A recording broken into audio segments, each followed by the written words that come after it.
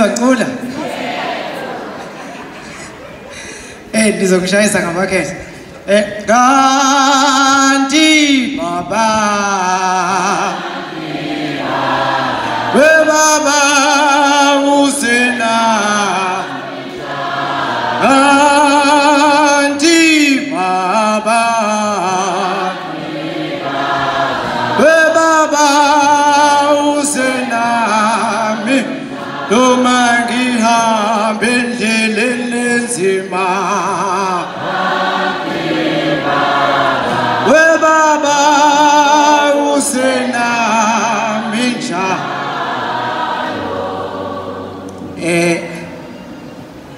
Ngiyabonga kakhulu ngenxa yokubheka isikhathi nokubona ubukhulu balolu hlelo. Ngivele ngabona ukuthi ibuye ngihluphe lento yokusebenza emsakazweni ngithole sengikhuluma ngiqanda ngize ngiyoshona. Ngase ngihlela ukuthi inkulumo yami nje angibhale lapha phansi ngiyikalela imizuzu eyishumi emveni kwalokho ngihlale phansi ngoba kukhona inkaba yakithi engathi mangena nezinkaba zakithi ngase ngena nenye eyayithanda ukuxoxa. Manje ngithi vele ixoxe kakhulu lenkaba kuze kugcina sekuthiwa mavundla. Manje ngithe hayi angibhale inkulumo yami ababuzayo ukuthi uMavundla usibhaleleni ispeech sakhe nisho ukuthi ubehlushwa zinkaba.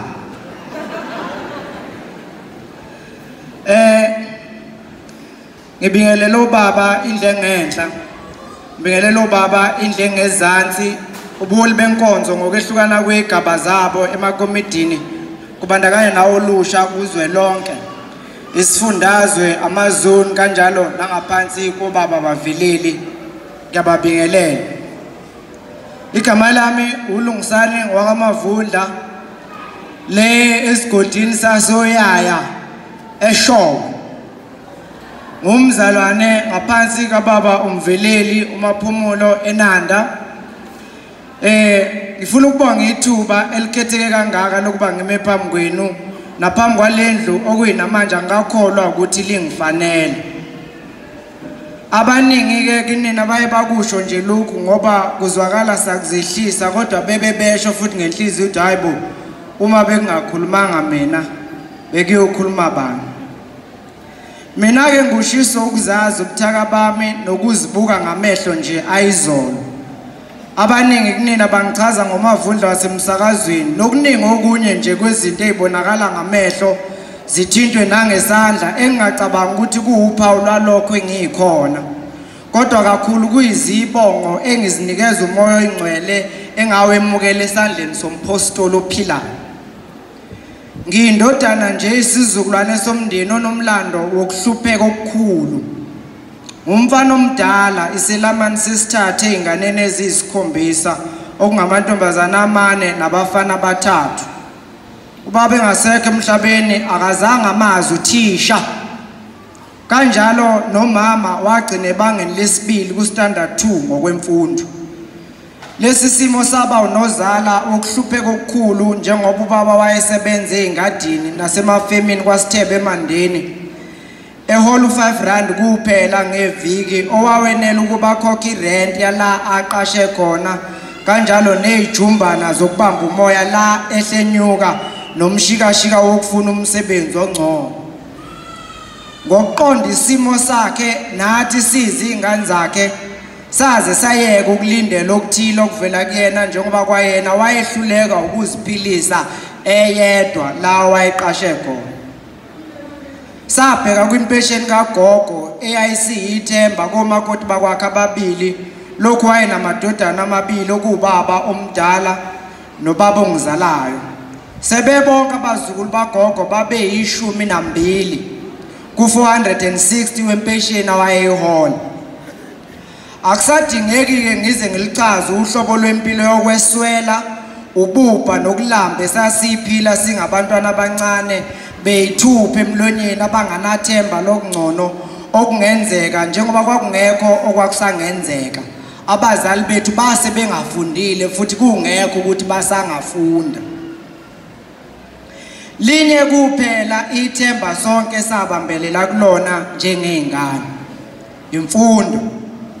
Ukufunda kwayiveza njengelona thikithi lethu njengomndeni lokuphuma eGibhithe lendlala nokuhlupheka. Angiyazi uniform entsha yesheti nezicathulo noma ke nje yini enukuza mlandela. Ngazi impahla zokwambulelwa engangigqoka nalanga yemholweni ngiphelezela ugogo zize isale ngomsweswana womthungo wehlukanisa izinqe zase ihlelo obala. Futhi ngingasena ndaba lokhu ngivele ngaze ngiyihlala lesigodi nomama oyaluzayo ehlenyuke edayisa amagwinya emholweni nasesikoleni esiseduze. Akusiyona inganekane kumina ukulala ungadlile. Akusiyona inzwabethi kimi ukulala ungambethe. Akusiyona insumansumane kimi ukuhamba i-hour uye esikoleni ngeenyawo uzugqoka izicathulo ngoba ususe high school. Uhlobo olunjalo ke lokuhlupheka luze lukufake nemoya egcekeni nje kube nemoya egcekeni kini. Kuze kube sengathi ingane zakhona ayisadli zodwa. Umama wayeyathi sidla namaye. Kuze kube manje angazi ukuthi yini amaye. Kodwa engikukhumbulayo ukuthi le nhlupho ke yangibalekisela esikoleni njengoba imfundo ngayibambisa okwenduku kaMose phezukolwandle olubomvu.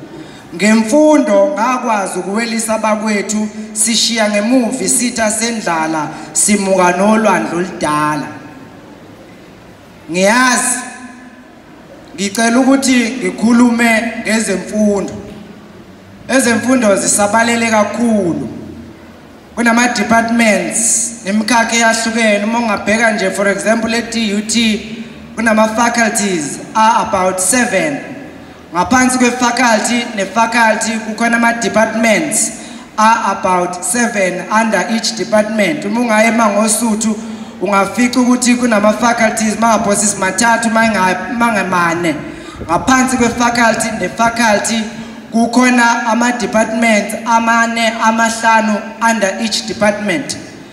Ukuhlangana nokuhlala namhlanje mhlawumbe umuntu echaza each and every department ungabiza ukuthi ngikhulumela kuze kushona ilanga uma ngekhona ukuthi kuse futhi nelakusasa sikhuluma ngokufanayo. Okungabaleka kakhulu ukuthi ngazise umuntu omusha wakule nkonzo ukuthi ukufunda kuqala ekutheni ufise wena. 2 kube khona inhlupheko ezokuhlupha yakini ekwenza ufuna ukwehluka kunabakwena abadala mhlawumbe nabanye abasesigabeni sabakwena abadala abangomakhelwane. Ngoba kungasithatha ilanga lonke sithi kufundelwa lokho eDUT kufundelwa lokho eMangosuthu kodwa uma ungafuni futhi ungenalo lelo lukuluku nokufuna ukufunda singagcina sikhuluma kubanga umsindo. Sigcina sikhuluma umuntu omushohlelelwe lenkulumo ehla enyuka kuze kube sengazi ukuthi lezi inkonzo noma uhlelo olwenzela ukuthi ulusha lomvele luyenze bese luyathika nje luthi sayenza kanti inhloso enkulu eyokufuna umuntu omusha othi ngifuna ukuyofunda. Inkonzo sisibusisileke kamuva nje emveni kokuqalwa kwestructures olusha ngokuthi sinikezwe abafowethu abayile imfundo ezikhungweni zemfundo ephakeme ababuya nobufakazi bokuthi kuyafundeka noma ungenayo imali kuyafundeka noma ngabe uthi uqhamuke ekhaya elinjani abaku the Tagzo engifuna ukukholwa ukuthi ngaphansi kwalo nalo mveleli bakhona abafowethu nodadewethu abanjalo abawazi njengoba unjalo uCEO ibooklet kanjalo nama www.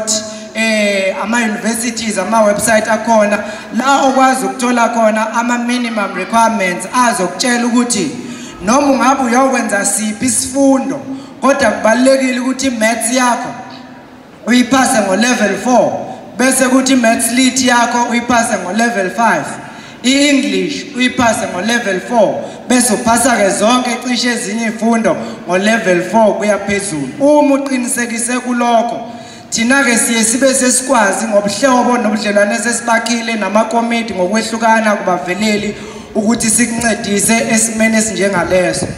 Baye bathi ke eyomile iyayiyela.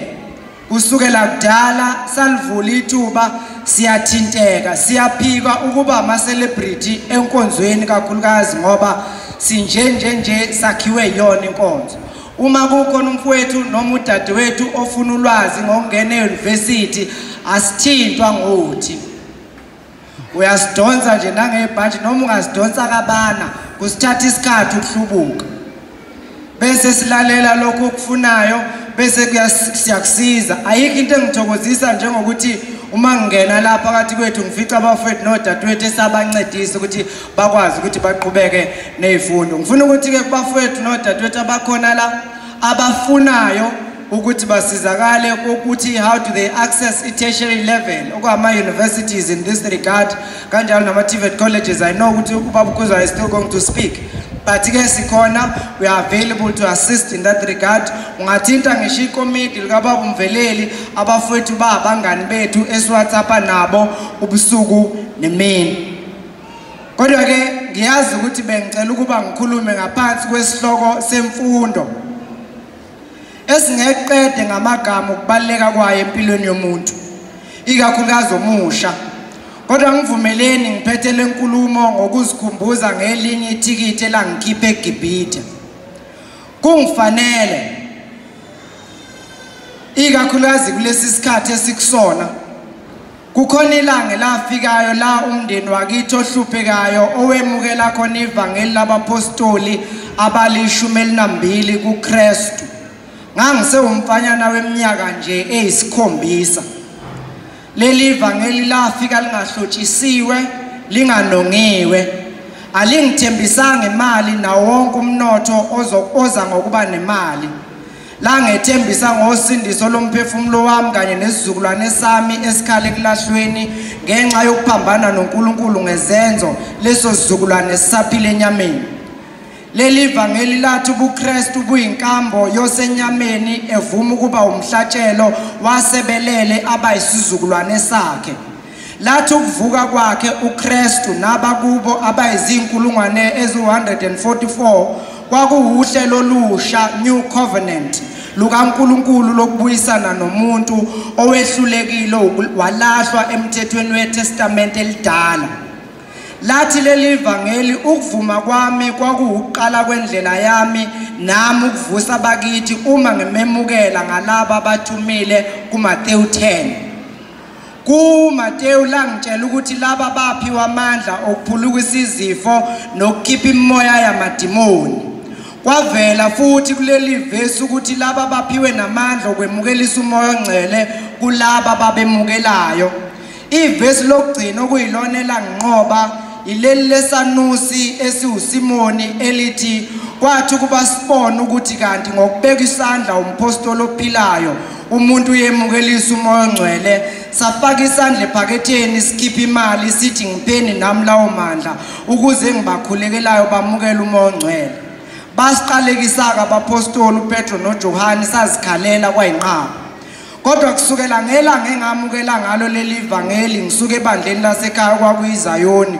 umndeni wonke wasekhaya wahamba wayokhishwa imimoya iHenrich okwathi emva kwalokho samuzwa umoya ongcwele uheleza ekhaya ungizwe kahle angithi kuwe saceba ubaba wathola umsebenzi amagwinya kaMama thengwa cha kodwa ngithi kuwe sakhululeka namanje asikho isikhathi engisikhumbula njengamaholidi la sisuke sihlangene khona nosisi bami nobhuti sikhumbuzana ubumnandi bempilo esasiyikhula sisebancane sihluphekile sinjalo enyameni kodwa indlu kaBaba igcwaliswe ngokuthandana nokukhonzana okuyisimanga namanje siyavakashelana siphana izipho sibabaza ubuhle nothando lwalaba bakhetha umndeni wakithi ngevangeli usesijwini emadlehelekehleni eShowe yiwo lo moya oyingcwele wacacisa yonke into phakathi kwami wangehlukanisela okwenyama nokomoya nangalinye ilanga ngike ngifise ukusheba ngicube lokhu kokubili ngoba ngiyazi ukuthi mina ngakhululwa ngaceba imali ingakafiki abanye baye basibone sihamba ngemoto ezinkulu ezinye ezibizayo lokhu bakubize ngengcebo kodwa mina ngithi ayikho ingcebo engake ngayizwe emoyeni wami eyadlula engayithola evangeli labapostoli abalishumi elinambili kuKristu leli vangeli lumlamuli lapho sesehlukana ngembono nabafowethu libe isinkwa sokuzikhumbuza ngalokho abapostoli ababehlangene ngakho nokuthi abakaze bahlukane babehlanganyele ezintweni zonke. Leli vangeli lisivulela nencwadi omunye ebuza ekhuza ukuthi livelaphi ivangeli lokwehlukana phakathi kwenu. Kungani kukhona abazibiza ngokuthi bangabakalona ngesikhathi abanye bezibiza ngabakalona? Ngiyafisa ukuhlangana namadoda ekhona mhla leli vangeli lifika phakathi kwemizi yobaba. Lazizuzela amaqhawe akhula elwela inkonzo eyivikela nalase ihlaselwa ngabathile abathumbi abagqoke njengathi. Umoya wami unomunye omkhulu la sesihubhana siqwebhana siphikisana ngamafa namagugu enyama leli vangeli elingazange lisethembise wona. Ngiyathandaza ukuba phakathi kwethu kuvusisha abasheki ezingadinge isikhundla ezinhlakeni zenkonzo, kungaba ubunceku noma ubuholi elisheni, zivusa uKristu oleleyo phakathi kwethu. Ulelo uKristu bafethu nodadewethu udinga thina ukuba simvuse njengalokhu kwenzeka olwandle lwaseGalile.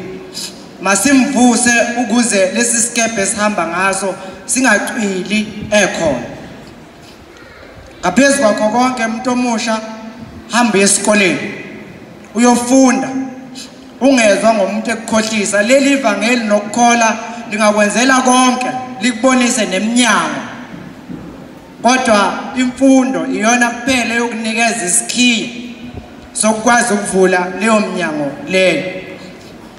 Kubafethu nodadewethu abanabantwana enyameni nalabo abangabaholi babantu abasha, inkulumo eseqhulwini makube yileyo yokukhuthaza abantwana ukuba bafunde ukuze bakhule bakwazi ukuzicabangela ngokungancike kumuntu, bangaphuphuthekiswa izinyoni zezulu ezinye zazo ezicosha imbewu zabuya zazohlala phakathi kwethu zizenza sengazi ukuthi zithini. Futhi ngiyabonga, ngiyathobeka ngethuba eninginikeze lona.